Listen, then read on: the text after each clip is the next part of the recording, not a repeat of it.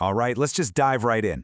Have you ever stopped to think about how drastically your view of the world has changed since you were a kid? I mean, it's literally a completely different reality, right? Well, in this explainer, we're exploring a truly fascinating concept drawn from a deeply reflective essay.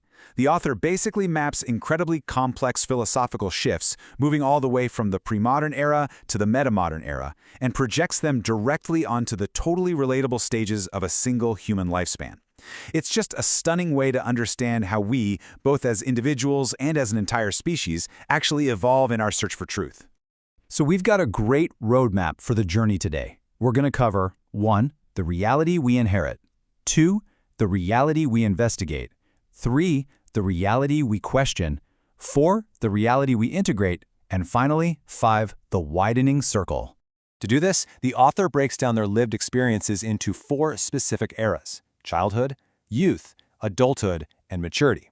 And what's so captivating here is how perfectly these personal life milestones mirror the major historical shifts in human epistemology, which is basically just a fancy academic word for how humanity as a whole has learned to understand what is real. Let's start at the very beginning with Section 1, The Reality We Inherit, which covers childhood and the pre-modern world. The author writes something really striking here. A child does not construct the world. The world is presented to the child. Think about your own first 18 years of life for a second. Early on, meaning comes completely from outside ourselves. We aren't inventing our culture. We become cultural. We don't sit around examining our identity. We just kind of acquire one from our family, our society, and our traditions. The fundamental structure of this pre-modern framework is super interesting. In this stage, reality possesses an order that is much, much greater than the individual. Truth is inextricably tied to tradition and authority. Meaning isn't something you have to go out and discover. It's entirely given to you. And honestly, the massive strength of this inherited worldview is that it provides us with a profound, deep sense of belonging. It answers those terrifying existential questions early on, way before a child even has the intellectual tools to reason through them independently. But of course, there's a catch, right? What happens when we realize those inherited truths might actually be mistaken? Or maybe they're just culturally specific and not universal. This is the exact moment the tools of childhood fail us. We realize that just because something was handed down to us doesn't automatically make it undeniably true. And so, we're forced to evolve. Which brings us to Section 2, The Reality We Investigate, Mapping to Youth and the Modern World. You can think of this as the inciting incident of our intellectual lives. We transition away from pre-modernity, where we just passively accept reality based on authority and faith, over to modernity, where we absolutely demand to investigate reality using hard evidence and human reason.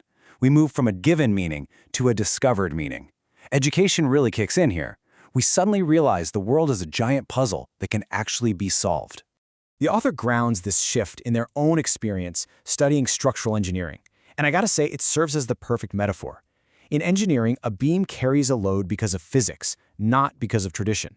Buildings resist the wind because of material properties, not cultural expectations. Modernity teaches us that reality has an objective dimension that fiercely resists our subjective interpretation. Your imagination simply has to meet physical law, and innovation can only operate within natural constraints. I mean, gravity simply doesn't care what you believe. But this purely scientific worldview inevitably builds to another crisis. Physics can brilliantly describe matter, sure, but can it explain love, or beauty, or responsibility? This exposes the core limitation of the modern, strictly scientific worldview. An engineer can calculate structural forces perfectly, but science cannot determine why someone should sacrifice their life for another person. The purely objective world leaves our absolute deepest human questions completely unanswered. Enter Section 3, The Reality We Question. This maps to adulthood and the postmodern world. For the author, this stage was really ushered in by returning to India and taking on complex family responsibilities. It introduces us to postmodernism. Now, that's a bit of a heavy academic term, but it's basically the realization that human experience is not perceived directly. Instead, it's mediated by language, culture, history, identity, and power. At this stage of adulthood, we begin to look at the socially constructed layer of reality. We realize the physical world is really only half the story. Because in real life, we don't just inhabit physical spaces, we inhabit worlds of meaning. A house is just concrete and steel in the modern world, but in the postmodern human world, it becomes a home. Land isn't just dirt, it represents ancestry. Money isn't just paper, it represents security and freedom. Even professional success carries the invisible weight of family expectations.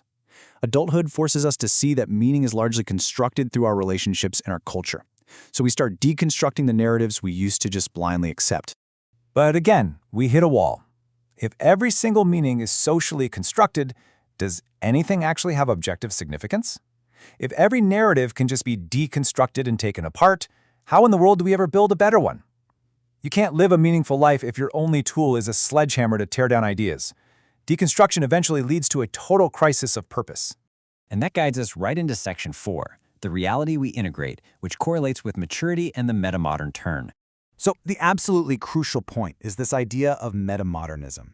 It's a framework where completely different modes of knowing, like ancient wisdom and modern science, can coexist and speak to one another without reducing one to another.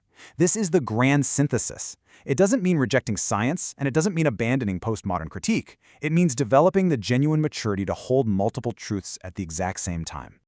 As humans, we move pretty cleanly through these 4 evolutionary steps. First, we have faith in what we are given. Second, we use reason to investigate it. Third, we apply critique to deconstruct its social flaws. And finally, fourth, we achieve synthesis, where we reconstruct a worldview that honors all of those previous tools. This brings us to a really beautiful concept, a multidimensional reality. The author points out that different disciplines examine completely different dimensions of the very same complex reality. Physics measures the physical world. Sociology measures the cultural world. And you know what? These methods do not have to compete with each other. You literally don't have to choose between being a rigorous scientist and being a deeply spiritual person. Just because transcendence or human connection is hard to measure with a ruler doesn't mean it can simply be dismissed. Finally, we arrive at Section 5, the widening circle, continuing the journey. You see, this isn't just a straight line walking away from childhood. It is a continually expanding circle of wisdom. Notice how perfectly the whole pattern evolves. We move from faith in a supernatural realm where meaning is given, all the way to a metamodern synthesis where meaning is gloriously reconstructed. Reality, method, and meaning, they all evolve together. Let's just take a second to absorb the profound poetry of this quote from the source. Perhaps maturity is not the elimination of contradictions, but the ability to live consciously within them. True integration isn't about finding one simplistic grand theory that explains absolutely everything. It's about becoming capable of seeing more, holding faith and doubt together, respecting science while remaining completely open to transcendence. We've seen how a human life journeys from meaning received to truth investigated to meaning questioned, and finally to a consciously integrated reality. So I want to leave you with this final, deeply personal question to ponder based on everything we've explored today. The journey isn't just about analyzing the world from the outside anymore. How will you consciously participate in the complex, multidimensional world you are trying to understand?